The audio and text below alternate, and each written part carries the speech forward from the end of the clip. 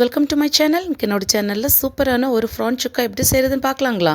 இப்போ வந்துட்டு ப்ரானை நல்லா கழுவிட்டு மேலே வந்துட்டு ஒரு நரம்பு மாதிரி ஒன்று இருக்குங்க. அதை நம்ம கத்தியில் அப்படியே ஓப்பன் பண்ணி அதை அப்படியே எடுத்துடணும். எடுத்துகிட்டு க்ளீனாக தண்ணியில் வாஷ் பண்ணி எடுத்து வச்சுக்கோங்க. இப்போ ஒரு கடாயில் கொஞ்சமாக எண்ணெய் ஊற்றிக்கிங்க. எண்ணெய் ஊற்றிட்டு ஒரு அரை ஸ்பூன் சோம்பு போட்டுக்கோங்க. இதுக்கெல்லாம் கடுகு போட வேண்டியதில்லை. சோம்பு மட்டும் போட்டு பொரிய விட்டுட்டு நல்லா பொரிஞ்ச உடனே 2 வெங்காயம் சின்னதாக கட் பண்ணி வச்சுருக்கிறேன்.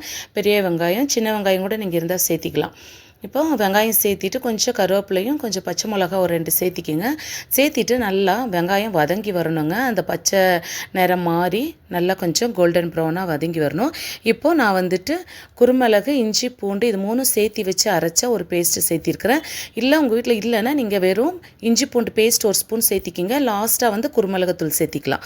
இப்போ 3 அதையும் நான் சேர்த்தி அரைச்சனால நான் அது சேர்த்துறதில்ல. குருமிளகுத்தூள் சேர்த்த மாட்டேன். இப்போது அந்த பேஸ்ட் போட்டு நல்லா பச்சை வாசம் போகிற வரைக்கும் அந்த வெங்காயத்தோடையே நல்லா வதக்கிடலாங்க. இப்போ நான் கழுவி வச்சுருக்க ப்ரான் அதோடையே சேர்த்திட்டு ஒரு நிமிஷம் நல்லா மிக்ஸ் பண்ணி விடணுங்க. நம்ம தண்ணியெல்லாம் ஊற்றவே வேண்டாம் ப்ரானுக்கு. இப்போ நான் நல்லா அந்த வெங்காயம் இஞ்சி பூண்டோடையே சேர்த்திட்டு ப்ரானையும் ஒரு நிமிஷம் நல்லா மிக்ஸ் பண்ணி விடணும். அப்போ பார்த்திங்கன்னா ப்ரான்லேருந்து ஒரு லைட்டாக ஒரு நிறம் சேஞ்சஸ் ஆகும், கலர் மாறும். அந்த அளவுக்கு நல்லா நம்ம மிக்ஸ் பண்ணி விடணும். இப்போ நம்ம இதுக்கு தேவையான அளவுக்கு உப்பு சேர்த்திக்கலாம்.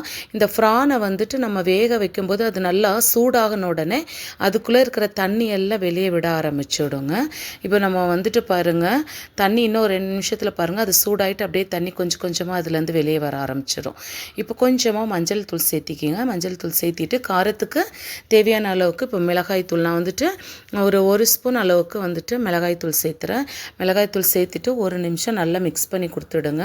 நல்லா மிக்ஸ் பண்ணணும். அதே மாதிரி இந்த ப்ரானெல்லாம் நம்ம செய்யும்போது கொஞ்சம் தூள் உப்பு தான் சேர்த்திக்கணுங்க, சால்ட்டு தான் சேர்த்திக்கணும்.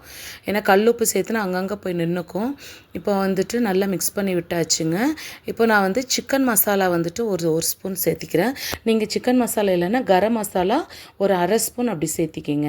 சேர்த்திட்டு இப்போ இந்த தண்ணி இருக்குது பாருங்கள், நம்ம தண்ணியை ஊற்றல, ஆனால் பாருங்கள் எவ்வளோ தண்ணி வெளியே வந்திருக்கு அந்த ப்ரான்லேருந்து.